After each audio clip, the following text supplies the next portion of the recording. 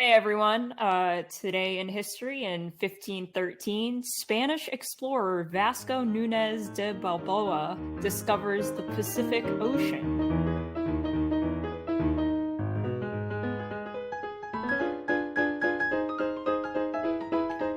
Welcome to What the Fuck History, a podcast where we discuss the weirdest and wackiest incidents that make us say, well, what the fuck history? I'm your couch-ridden Tomb Raider, Zachary. Hi, I'm Megan. I majored in this, but that doesn't mean I know any of the stories that are about to be told tonight. And I'm Matt. My pop filter is an Argyle sock because I'm fancy as fuck. I love that it's an Argyle sock. That's really cute. Do you want to know what else I love? What? Tell me all about it. Booty. I mean, the pirate, this, or like this is already in a really good place. Like the Rumpus Tumpus. Oh, okay. And you We're know talking who butt else stuff? loves booty? Strippers. Yes. No, people but who attend also, strip clubs.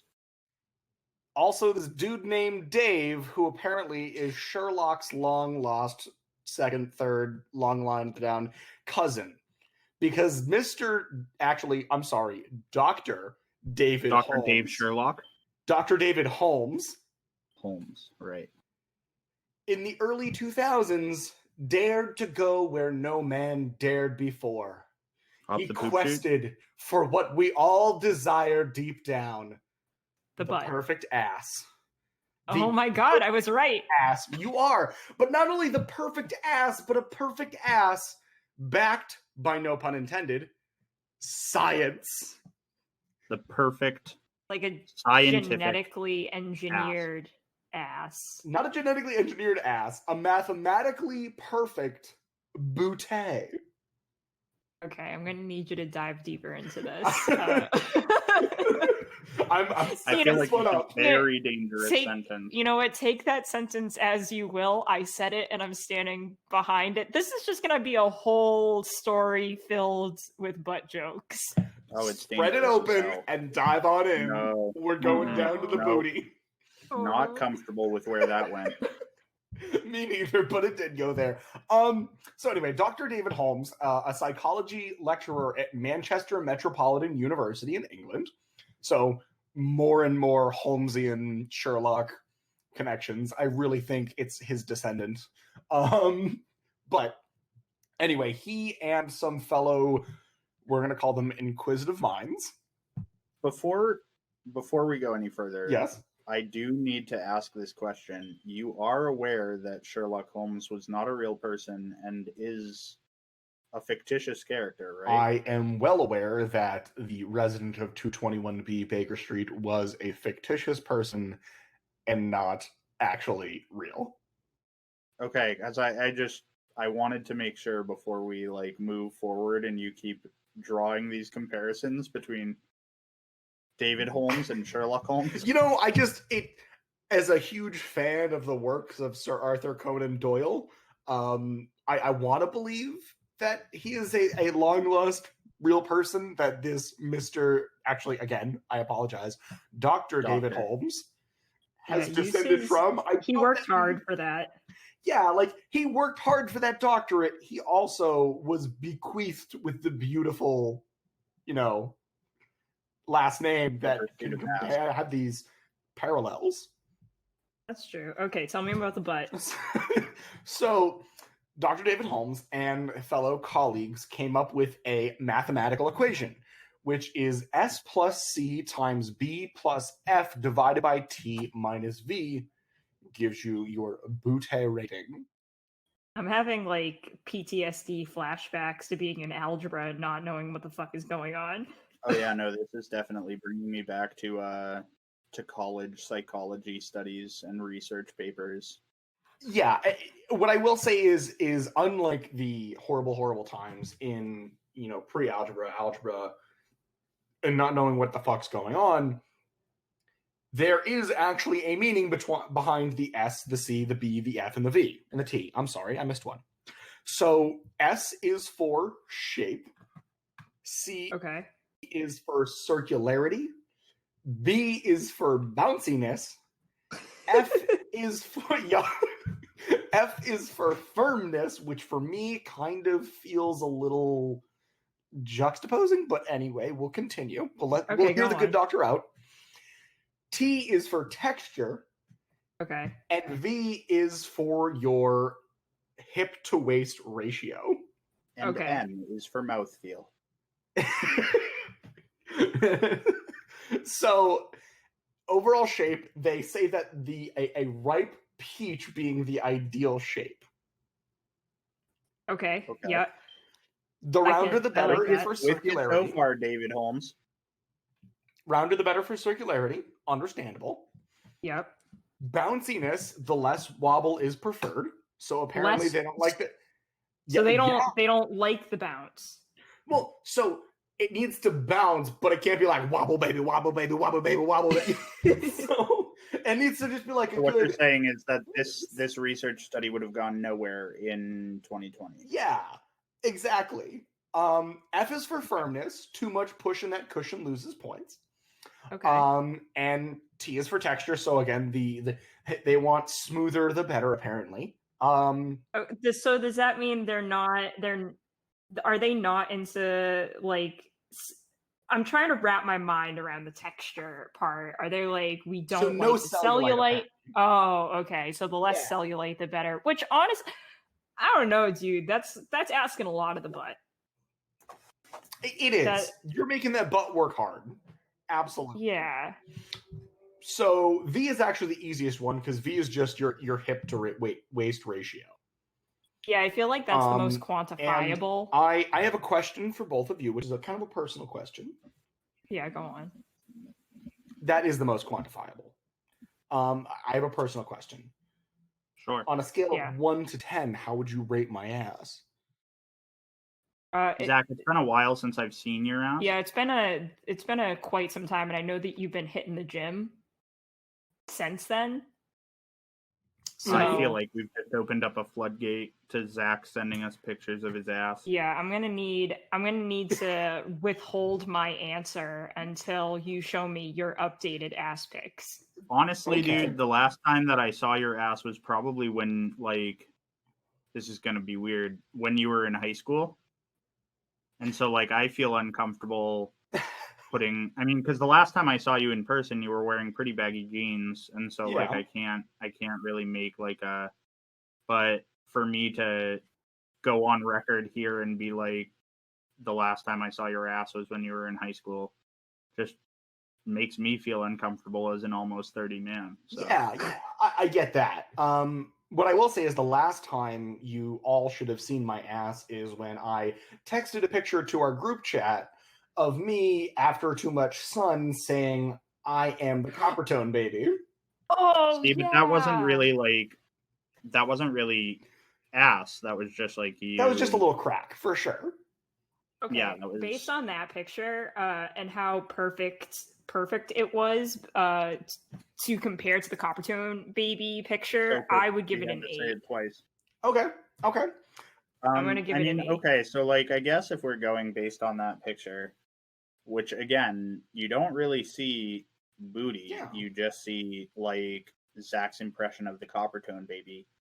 It's tasteful. It's not about them like, clapping cheeks.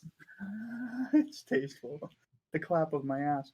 I think I'd give it like a 7 or an 8. So apparently the balance is the key, and achieving a perfect score of approximately 80. 80 is the best score you could get. And the way you score on this is you rate from 1 to 20, 1 being the worst, 20 being the best in each category, and then doing the math. Guess who did the math? Was it Dr. David Holmes? Well, Dr. David Holmes, but also your boy. Oh, you did the math too. Damn. I score a 91.48, which means I have a little bit too much extra junk in the trunk. It's not perfect as far as shape goes and all that other stuff, because again, approximately 80 is the perfection. But where can we take this test? It's pretty fucking, pretty close to 80. Actually, you can take the test right at home. It's very easy. So you have to, But the problem with this is it's subjective because you're rating from a scale of 1 to 20. And there was another very important person who weighed in on this argument. Who? And that The was Lord Sir Christ? Mix-a-Lot. Oh God. Oh, Better than the Lord Christ, Sir Mix-a-Lot, my personal Lord and Savior. Yeah. And the Baby Got Back rapper, quote, said, "They got to be juicy, round, with a little jiggle to it. The bubbliness does matter. You know it when you see it. We could debate this shit all day." Okay, so Which is very true. We have two separate schools of thought on this, and that's Dr. David Holmes, who thinks that too much bounce is a bad thing, and then we have the Sir Mix-a-Lot school of thought, where, bounce is a necessity. Yeah. But I guess the question that I want to ask is, which school of thought do you subscribe to more? I'm just gonna say, Sister can't resist her red beans and rice didn't miss her. Which I'm afraid that would missed mean the Sir Mix-a-Lot school of thought. Oh, I see. Okay. Okay, I think if I understand these two philosophies correctly, where Sir Dr. Lawyer Holmes believes in, a firmer bootay, and Sir Mix-a-Lot likes a little bit more bounce. I'm going to say I'm also heading towards Sir Mix-a-Lot because I like those pictures of the anime girls where, like, they have the skinny waists and then, like, them big old thighs. And those are the ones where they're like, I want that girl to sit on my face. Like, that's just a very pleasing, like, hourglass figure. And you know what they say, which is thick thighs save lives. So yeah, I think that and thigh highs are my demise. Oh, I didn't hear that one, but it's true. It's true. Yeah, that one's new to me. But yeah, I think that. What about you, Matt? What do you think? Are you in the Sir Mix-a-Lot? Or are you with the Dr. Holmes? I think I'm gonna have to be on the side of Dr. Holmes here. Oh, It's not that I don't like a good ass. It's that I don't like too much. Growing up, my father always told me too much of a good thing is, eventually bad. Okay. I think too much of a good ass. Well, I mean, yeah. Well, I'm talking about natural, right? Yeah. I'm not a fan of the really plastic look. No. No, but I do think there gets to be a point where, like, there is too much. I think what we've really revealed here is that Matt is more of a breast than a thighs man. No, I think what we've revealed here is that Matt takes a look at it and goes, I don't have enough hands. I mean, that's fair. You're not wrong in that too much of a good thing becomes, not a great thing. I think walking the middle path is probably where I'm more at. Okay, but here's the thing: like, if you're playing a game of happy grab ass, you're not trying to grab like a small portion of cheese. No, you're trying to cup that whole thing, and that requires regulation. Yeah, and I think I think you're focusing on the firmness when really we're talking about the bounciness, because the firmness is okay. So like I like a good bounce. Yeah, but like, yeah. So I mean, I'm kind of. I think I'm sort of walking a fine line between. I'm walking a fine line between these two ideologies of ass, and finding myself terrified by all the thoughts. Yeah, like my thing is like, should it have a little bounce? Yes, but when I give it a smack, should it be a Newton's cradle and a perpetual motion machine? Absolutely not. Like I can't be like boom, bum bum bum bum bum bum bum bum like forever. No, like Homer Simpson's belly in that one episode of The Simpsons. Exactly. Like it's eventually got to stop, right? Right? So right? Yeah. I I have Right? a question Yeah. about Sir David. What was his actual doctorate in? Psychology. Oh god, Oh, okay. So apparently there was some kind of Freudian bullshit where he was like, "It's the ass. We must know more." Well, I mean, it's been done. I won't get into it too much, but there was another psychologist who, studied sex, Mhm. and I mean, surprise, surprise, used that as an avenue so that he could fuck his patients. Oh, okay. Of course. It's all for science, you know? Yeah, like I'm trying to figure out the balls on this guy to go in and be like, so Yes, I'd like to pursue a doctorate in ass, please. yeah. And they were like, yeah, I'm sorry, we can't accept you. Okay, psychology then. And they're like, that seems like we have a school for it.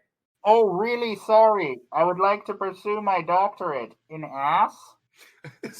So, like, I'm just imagining, again, these are English people, so it's like I'm imagining some like super stuffy dean being like, "Yes, what are you asking for?" And he's like, "Well, sir, I'd like to pursue a study in booty. By Jove, you really mean it? We're going to sit there and study the fine clapping of cheeks? Oh, great show! Here's $1 million.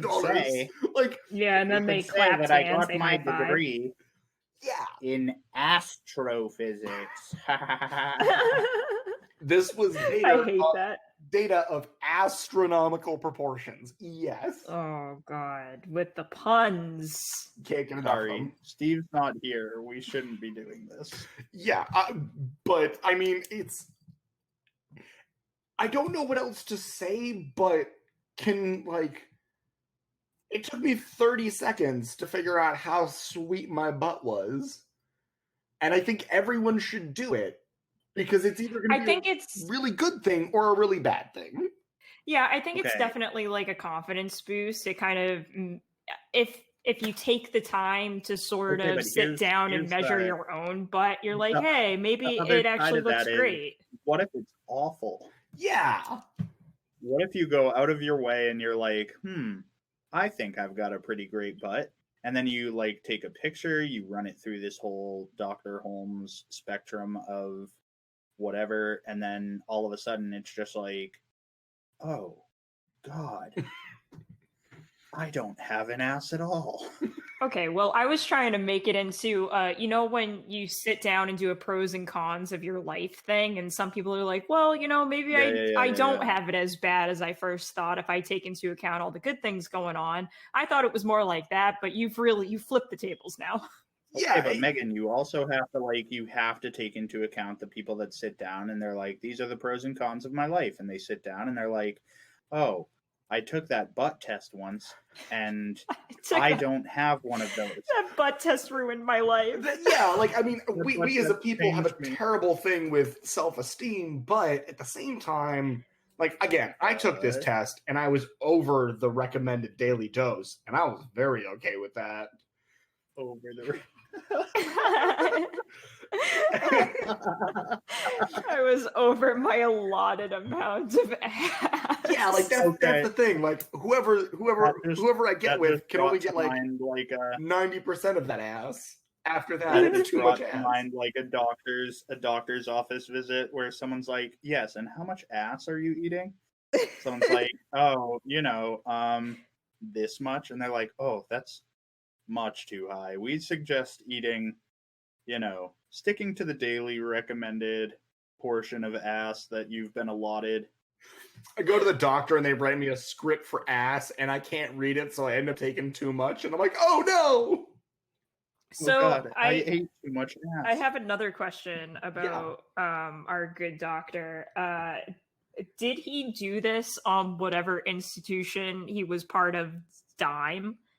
I see that part I can't find out. It really just like any record of this that I can show, it wasn't like an official case study or anything like that. So really what it comes down to is it was just a bunch of dudes dicking around.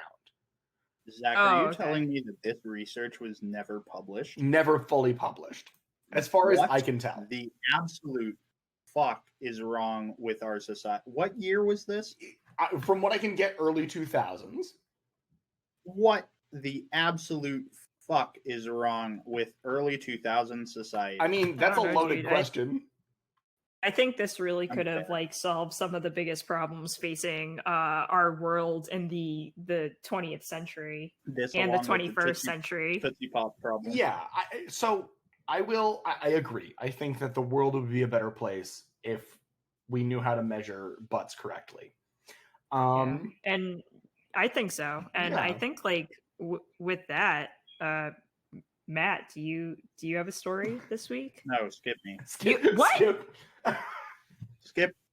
Do you want to skip? No. I mean, I can go on to mine if you want. Yeah, It's definitely. I think we it's should- definitely. Megan, this is me playing the Uno reverse card. Oh wow. Okay, so you threw down a reverse. Mine is definitely not as jovial, guys. Oh. Well, fuck. Okay, so Well, okay, so then we're gonna have like Zach's gonna start with this jovial ass question. You're gonna have like a really depressing topic, and then I'm gonna have a depressing topic that has some fun undertones. Oh, okay. I mean, So as long as there's we'll fun see how it undertones. goes. Yeah, I mean, as long as we're making our way back, I Undertones. guess. Yeah, As it is. like as long as there's a semi-happy ending. Okay. Oh, that's not. That, Zach, I'll say That was a this: poor it's not turn of that kind of phrase. massage parlor. well, I know it's not that kind of it's not that kind of podcast. I know. It was a bad turn of phrase. Oh no, or was it a good one? The world may never know. How many licks does I'm it gonna take? Oh yeah. So have you guys heard of the dancing plague? I seem to recall reading a post about it somewhere. Yeah, it kind of Please makes its do way enlighten me. around. Yeah. I would say that it's a little vague. Okay. So They the were doing the dancing Macarena. plague. Yeah, it was definitely about the Macarena, and it swept the nation, and people just couldn't stop. It tore families apart, and that's my It was story. almost like crack cocaine. Much Fuck, like if your crack story is cocaine. only that long, I guess we can go into. No, let me finish, please. No, yes, I'm no, so for excited sure. about this one. Okay, so I can tell. I can hear the smile in your voice. Oh yeah, I'm definitely smiling. Well, I was so excited. I just read a book where this was a whole chapter. So the dancing plague of 1518, arguably the most fun-sounding plague I've come across. But essentially, it boiled down to a case of dancing mania that happened in a place called Strasbourg in what's now France. And it affected anywhere between 50 to 400 people, depending on what sources you read. The outbreak began in July when a woman named Frau Trophia took to the street and she just started dancing. And let me make it clear that everything and everyone at the time said that she was dancing and not jerking herself around wildly. And this is important because there's a lot of controversy about what exactly caused the dancing plague. And a lot of them are like, well, if she was jerking around wildly, it could be this. But no, like she was performing dances that would be seen at like weddings or birthdays, things like that. So after she took to the streets, she caused a bit of stir in the general population, and other people actually started joining her. The people in town thought that eventually it would die down, but it soon started attracting the attention of, the local church, government, and eventually doctors. And this was because people were literally dancing until their bones were showing out of their feet. They were dehydrated, they were suffering strokes, and eventually they died. It wasn't actually confined to this one town either, because the surrounding towns were also noting that people started dancing as well. And the reasons, like I said, are pretty up in the air as to why they started. They range from food poisoning like ergot, I'm not really sure how you pronounce it, but that's actually the mold on rye that people are thinking caused the hysteria around the Salem witch trials. But it doesn't exactly explain why people were dancing for days at a time. But yeah, Okay, so yeah, go ahead. I don't know whether to make an ABBA joke or make a claptrap joke, and both of them are super, super low hanging fruit. But no I don't know. matter I what, think you should make both. again, like the dance. Let me just blast Dancing Queen as I hold the boombox over my head and travel back in time to this one moment to laugh my ass off, and then probably die of laughing Dancing Plague. And yeah, dude. I mean, I guess the only thing for the horrible. claptrap is just be like, I'm dancing. Like, yeah, duh. Who's like this is like a completely weird story. I'll say that. Yeah, it was definitely really strange. No one knew why, but like I think the theory that I ascribe to is mass hysteria, because that's caused by things being so terrible. Because this happened in 1518, and the year before, 1517, was actually just called the bad year. Like, there was famine and like 50 billion other plagues, and there was nothing other people could do about it to stop it. So they were just like, I don't know, I'm stressed, so I'll just keep on dancing. So what you're saying is 2021, we thought we'd get a reprieve, but Dancing Plague V2 about to happen. Yeah, like once Corona goes away, like it goes into submission or remission or whatever. Yeah, the vaccine is going to give us Dancing Plague. Yeah, dude, like Dancing Plague is next. I'm really bad at dancing, so I think I'm just gonna have to be drunk for all of 2021 to make any of my moves worth it. So you mean you haven't been drunk for all of 2020? That like people were they were dancing until their bones were showing. Yeah, they just couldn't stop, and then they just died. Yeah. Shit! I ran out of dance moves. Guess I'll die. That's it. It's like that meme, right, with that guy just shrugging, like, I don't know. Guess I'll die. Guess I'll die. See, like for me, the worst part about this is in my deranged mind, I'm picturing this happening, and like out of the corner, everyone just stops and looks over, and it's like a quick cut to Simon Cowell being like, "Oh, it's bloody awful," and then like he's Caesar and thumbs downs people and they're put to execution, and that was the real Dancing Plague. Yeah, right. Like Strasbourg's got talent. None of them had talent. None of them. The craziest thing about this is I've definitely used this in a D&D campaign where like you just hear music and you dance forever until you die of exhaustion. So like I picture this being like a real world application of a D&D mechanic where you can kind of just like stumble into a never ending dance and then die from it. Yeah, it's very what is it, the Lotus Eaters feel. Yes. Yeah. Well, actually, you know that story, like the Little Red Shoes, where the people put them on and they can't stop dancing. This actually inspired that story. I can believe it. Yeah, Oh. So, crazy. Do you want to know how they tried to cure this? Absolutely. So they thought that since people couldn't stop dancing, that they had essentially been cursed by Saint Vitus, which was and wait for it, the patron saint of actors, dancers, epileptics, and protected people from lightning strikes, overeating, and oversleeping. I love how many stupid nom de plumes he's got at the end. Like it's like he has a lot of dancing and acting. That's pretty cool. But I mean, do you want epileptics? Not getting struck by lightning. What about getting struck by lightning? Yeah, okay. I like how the end sort of tapers off. It like just keeps getting more wild. Like actors and dancers, okay, those are sort of in the same line of same vein, right? But then it's like, and lightning strikes, they're like, all right, Vitus, overeating, okay, oversleeping, okay, now you're just taking everything.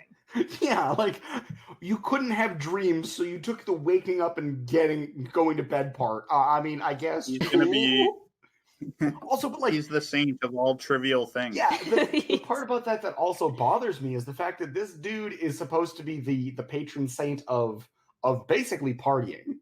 He does. Yeah, he's the party god. He's the party god, but also he's the party god that says, "All right, everyone, party's over. It's 9:30. We got to get to bed. We got to make sure we're well rested in the morning. Early to bed, early rise. Make someone healthy, wealthy, and wise." What fuck? Yeah. That's He's a lame Dionysus. yeah, he kind of sucks, but also he's protecting people from lightning strikes is pretty baller, right? Yeah. Okay, but that's up there with the saint of stubbing your toe on the couch while you're walking in the dark. Like, Listen, I don't. That's murder. Okay, I just what I don't get is anything about his realms of influence. So I'm just imagining where it's like you go up to whatever deities or whatever, and they're like, "Can I get Dionysus?" And they're like, "You have Dionysus at home," and it's this motherfucker. You have Dionysus at we have Dionysus at home. Well, it's like early Christians. They're like, "Damn, dude, we really like Dionysus. We need a new party god, but like for Christians." And they're like, Saint Vitus." Christ. Yeah, they're like, "No, Jesus is already the savior. We need a separate one. We need like a different guy. Hey, your cousin that we were partying with 3 weeks ago, that guy, he was rambling on about a way to protect yourself from lightning blasts. Do you think we could sanctify him in some way, like make him a saint? Oh yeah, They're like, sure. "Oh yeah, like, dude. For sure." He just like died of some weird cause at the ripe age of 25. Yo, he's ripe saint material. Saint material. Oh. Yeah. Okay, I need to know though, because I'm pretty sure that one of the things that is required of a person to make them a saint is that they must have performed a miracle. So I think he died, right? Because his story is sort of up in the air. I'm assuming he died. This was several thousands of years ago. Yeah, obviously he died. No, he's still alive. That's the miracle. He's been here the whole time. I've been to St. Vitus this whole time. Dude, St. Vitus is still alive and well. He lives in Ibiza. I took a pill in Ibiza. So from what I could see, he died and then he showed up in sort of all of his glory to like some person that had known him when he was alive, and they were like, "Didn't you die?" And he was like, "Yeah, but I'm a saint now." And they were like, "Damn, dude, that's a miracle." Hey bro, you remember your cousin that we were just talking about? Yeah, what up? He appeared to me in like a dream. I guess he died of like AIDS, whatever that is. But whatever that let's is. make him a fucking saint now. Cool? Cool. Let me get this right. Not dream. only is he dime store Dionysus, but he's also a dime store saint. Like, he's Walmart brand all the way. He didn't perform an actual miracle. I don't know, but I love him so much because he, from what I read, like, I was like, why is he the patron saint of dancing? And because it doesn't show that like he ever danced in his life. And that part is still, I don't understand it. But I guess at his feast days, people would dance in front of his statues. So they were like, oh, we'll bring the weird dancing people to his shrine because they've clearly made the dancey saint angry. And if we say mass over them, they'll be cured. And it worked for some of them for some reason. And if it didn't, what the priests would do is open up these people's mouths and yell prayer down their throat. Oh my god. Okay, so here's how I'm imagining, because again, my whole brain is deranged. And this is how I'm imagining it.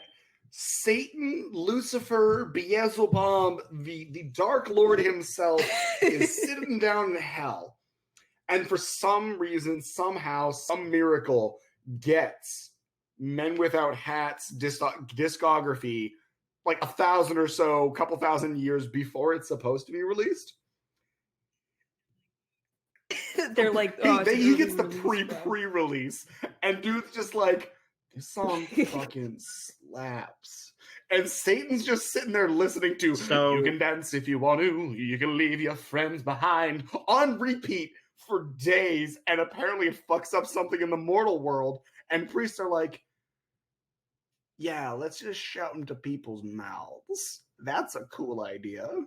So, I will say, that I did some research Okay. while we've been speaking. Okay, good. Because being raised in the Christian faith as I was, I am curious about what made this man miraculous, or what miracles he performed.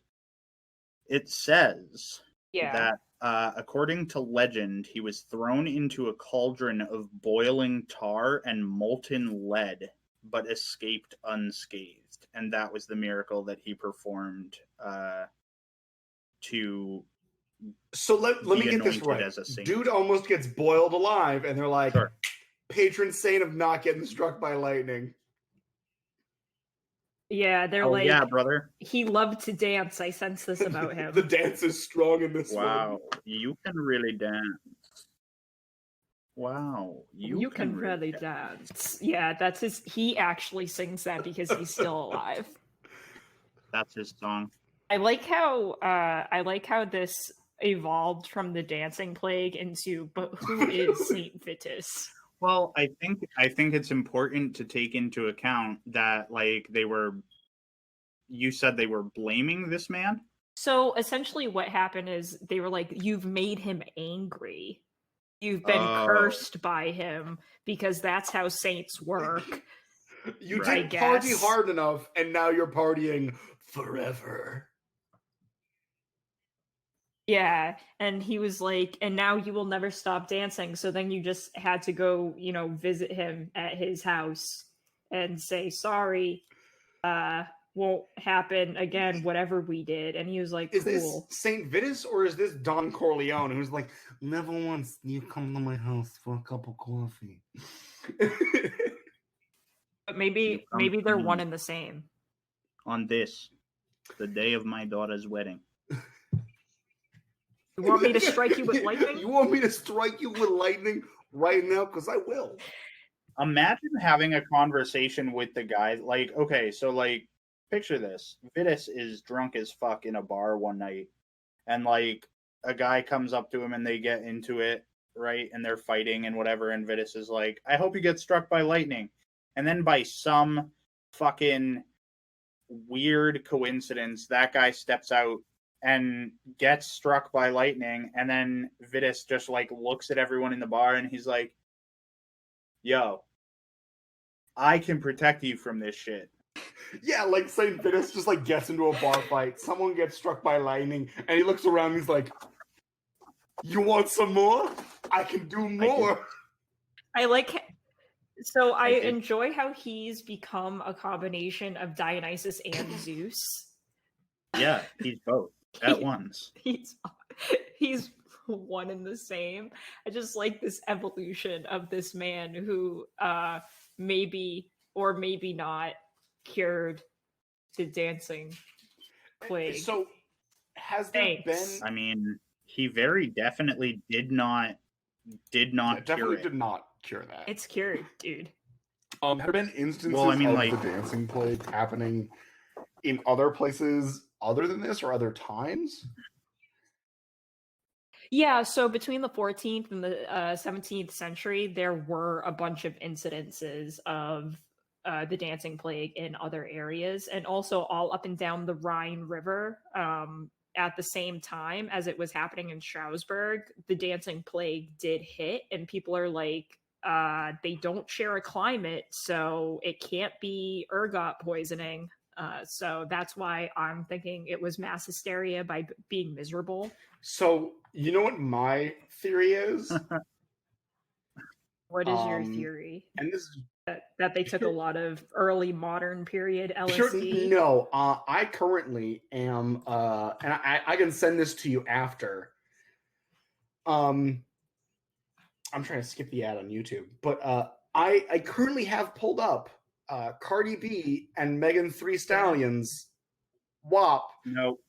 But the medieval version. No. That's what happened. This podcast. That shit dropped. And it was too fire. And they couldn't stop dancing. It was too fire. No, why are you saying no? Let it happen. Come on. No, let this happen. I think Zach's onto something. He needs to write a book about the medieval WAP. Is it?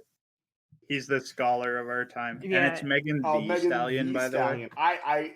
There's 2 E's. So Yeah, if you're gonna say it.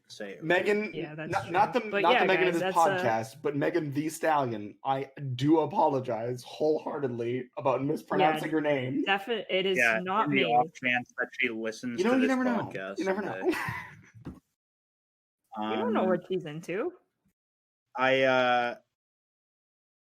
I just think that story was wild from beginning to end. It was a roller coaster that didn't stop. I thought you guys would really. Yeah, I thought you guys would really enjoy Saint Vitus, and I think it was really fun that we ignored the topic entirely and delved deep into whoever the fuck this saint was. Well, honestly, I think he was the real star of the show. He was the star of the show. Yeah, what do you have this week? Y'all ever heard of the Great Molasses Flood? Yes. I mean, oh my god, yes. Did we grow up near Boston?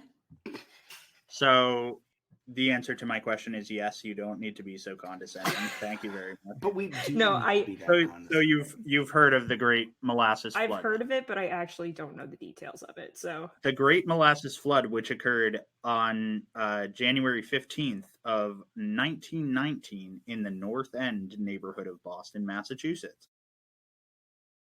So this was a large storage tank that was filled with around 2.3 million gallons of molasses, which burst and sent a wave of molasses through the streets of the North End. oh my god. It's estimated that the wave was going 35 miles per hour. What? And when it finished, it had killed 21 people and injured 150 So others. we don't think of 35 miles an hour as a very fast pace. Mostly, No, I mean like in the age of cars and everything like that. And again, this Modern cars, you wouldn't think 35 is like a really high number, but it's definitely faster than my fat ass. So the thing is, I have a scooter, right? And when I can get that thing that up, topped out at what, like 25? No, so it can go to 40 miles an hour. Man. So like when I'm going 35 to 40 miles an hour, I really appreciate how actually fast that is, because the first time I got it up to that speed, I was on it being like, wow. oof. Holy shit. I've attained real speed. I've attained real speed, and also if I hit the pavement, I'm not going to be the same person. Yeah. My face will not be It the will same. not be kind to my face. But thankfully, my booty, according to Dr. Holmes, is perfect. Anyway, so Zach, you'll just bounce off the pavement. So I'll say this: the average speed of like a human person running, and that like means a person in good shape, I'd assume, because like I said, ain't no way my fat ass is getting up to these kinds of speeds. Like a healthy human can go 28 miles per hour, apparently, according to Google. Excuse me? I'm pretty sure that Usain Bolt can go like 36 miles per hour. Wait, what? Because he's the fastest man alive. Wait, average? Yeah, let me fact. So, wait. Also, you said this was 1919, right? Yeah, it happened in 1919. Okay, the most popular car in 1920, we're going to give this a little bit of a breath, was the Ford Model T, which had 20 horsepower and claimed, this was not proven, but claimed to have a top speed of 28 miles an hour. So not even the best car could outrun this goddamn molasses flood. Dude, 28 miles an hour? See, I feel like that's not even the truth now that I'm looking at it, because I just looked up Usain Bolt's top speed and they said the fastest he ever went was 27.8 miles per how hour. is that? They say 28 is maximum running. Oh, maximum running. Okay, so again, here's the thing. That's not happening for me, sis. Like, let's not go into that. So anyways, yeah, the fastest car at the time wouldn't have been able to outrun this shit. Why were they just holding so much molasses? Yeah, the average jogging speed for men is 6.4 miles per hour. Yeah. Okay. Yeah, see, So that Google makes lied to sense to me, and me. I'll never forgive it. Yeah. So like Um. that's a jog. I mean, it's a light jog, but it's a fucking jog. So the flood was caused molasses. In case you didn't know, can be fermented to produce ethanol, which is obviously an active ingredient in the production of alcohol and things like that. So I guess they were just storing this molasses in like a water tower-esque facility for the purposes of shipping it later to distill it. And on the morning when this happened, they had just refilled or had just like topped off this container with warm molasses that had been like warmed for the purposes of moving it so that it wasn't sloshing so Yeah. horribly. And then they think that because such hot material was pumped into something so cold, being the cold molasses storage that was already there, they think that it just burst everything open with expansion. So, that makes a lot of sense. But also, what you're telling me is not only did these people get covered by molasses in general and just drown in what essentially is sugary tar, but they did it in boiling sugary tar. Oh yeah, for So sure. what did it? There's actually Yeah, go ahead. Oh, I was what's gonna up? say, what did the No, go for it. cleanup look like? Oh, It didn't. The that's the streets best of part. Boston are lined with molasses today. Till this day. That's the best part. So they used salt water from like fireboats. You know how back in the day they used to have like boats on the bay that could just like shoot Yeah. fire Well, not from. Okay, so they used salt water from fireboats. They used sand to absorb it. Apparently, like the harbor was like sticky brown for the remainder of like the year. And then I guess the cleanup went far beyond the north end, because obviously people that were there eventually went home and they tracked the molasses home with them. They tracked it onto the subways. They tracked it to like every godforsaken inch of Boston. And so like it took them so long. So what you're telling to me fucking get rid of. if I head down to Park Street tomorrow and lick a wall, it might taste like molasses. You know what it's gonna taste like? COVID. Oh yeah, no, for sure. But you don't know until you try. I'm Yeah, gonna have to lick all of Boston just to figure it out. That sounds so gross. I'm gonna lick all of Boston or die trying and So, for like, this molasses. You know when you get on the tea and you come off of it and you feel grimy? That's what your tongue is gonna feel like. No, that's just molasses. Oh, okay. I forgot that's what molasses actually felt like. So the craziest thing about this to me wasn't the fact that the wave was going 35 miles per hour. It's the fact that the wave, and yes, there was a wave, was 25 feet Dude, high. this was a tsunami. Yeah, it wasn't a wave, it was a tsunami. Yeah. No fucking kidding. I wanna read an excerpt from there's a gentleman named Stephen Puleo who was there on the day and wrote, or no, let's see what this is. This is a guy who is quoting the Boston Post, saying, "Molasses waist deep covered the street and swirled and bubbled about the wreckage. Here and there struggled a form. Whether it was animal or human being was impossible to tell. Horses died like so many flies on sticky paper. The more they struggled, the deeper in the mess they were ensnared. Human beings, men and women, suffered likewise. Oh my Okay. god. That's horrible. That is the most horrific description of any event I've ever Honestly, heard. it's the horses being stuck like flies in it. Yeah. Yeah. I do have a rebuttal to that, though. What is your rebuttal? I think you just wanted to My- put the word "but" in here one more time. That is true. But I could just say "but." Anyway, That's fair. but surfing was invented in 1767. They had 152 years of practice. I think. Okay, so I also want to say there. I also want to say that not a lot of people are ready for surfing a sticky wave. You're right. If this was One. California, it would have been different, but we don't surf a lot here in Boston. So wait, what month did this took place in the winter, right? Yeah, Can January. you imagine crusty 1919 era Bostonians carrying around a surfboard? None of them had even heard of surfing. Okay, none of them had heard of fun. They were too busy being like, when's our next shift at the factory? The average work week is 90 to 100 hours.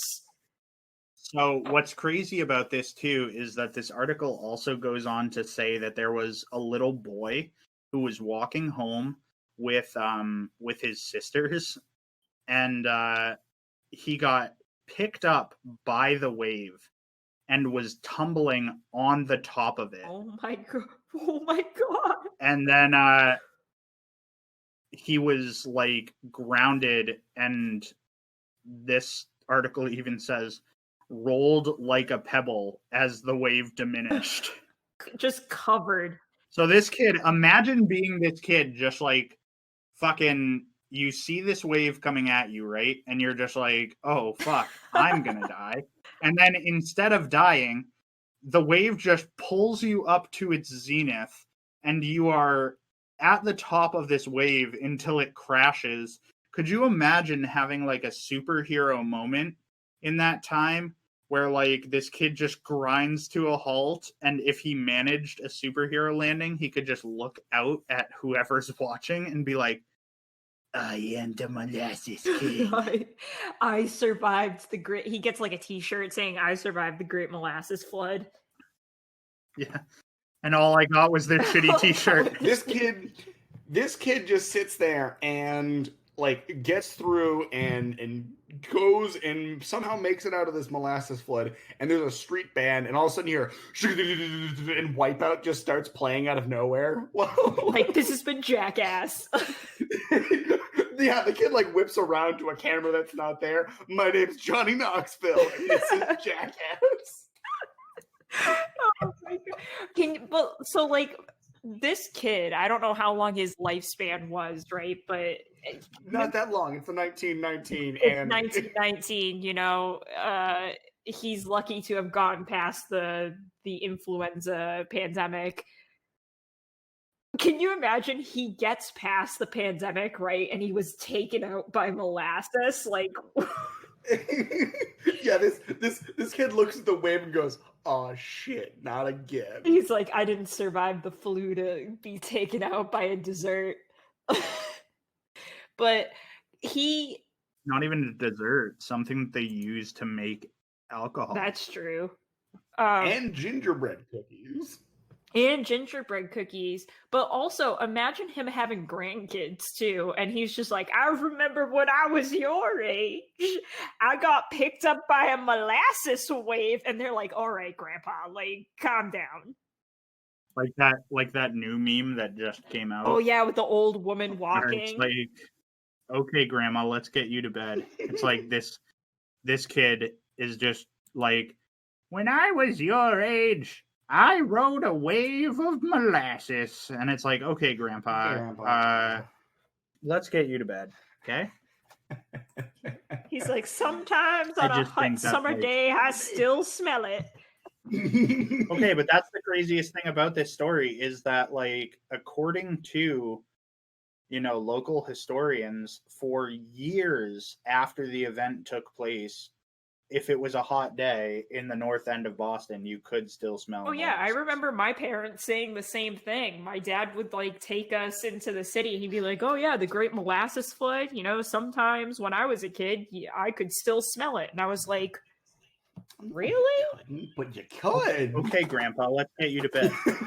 Yeah, see, like it's that's the funny thing where it's like you walk into a town, you're like, you can smell the bakeries, you can smell the whatever, you can like anything, and then you go to Boston, and you're like, it's And then you go gross, to Boston, it's and it's grody, like I and can you might smell that molasses. one time where like a bunch of people died due to molasses. You can smell our man-made disaster. You can smell the death in the air. You A can- little bit of sweetness. Wait, 21 people. let me redo that because that was wrong. It's really, fuck, dude. You can smell the death in the air with that fucking molasses there we stench go. if you go all the way to the north end. Yeah, That's better. that's a lot Much better. That to me is ridiculous. Ridiculous or accurate? Fucking ridiculous. Well, also fucking accurate. both at the same time, I'd think. But Yeah, that was my story. that- It really is an unfortunate circumstance, but like I said, it's got its good no, points. I think all three of these stories have been really good, and thanks everyone for listening, and I hope that you join us next time where we talk about more ridiculous stuff. And yeah, because this took a lot of different routes, but stay tuned next time. You know what, all of you? What the fuck, history?